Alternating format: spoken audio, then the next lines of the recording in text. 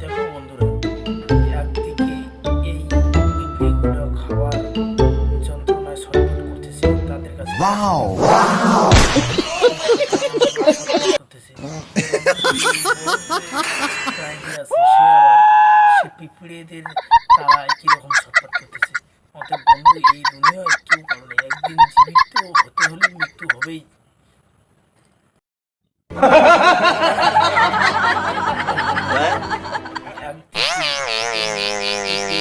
খাবার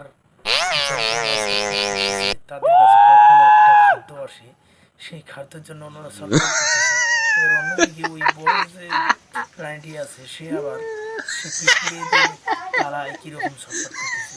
অতএব বন্ধু, এই দুনিয়ায় কেউ কারো নেই, একদিন জীবিত হতে হলে মৃত্যু হবেই।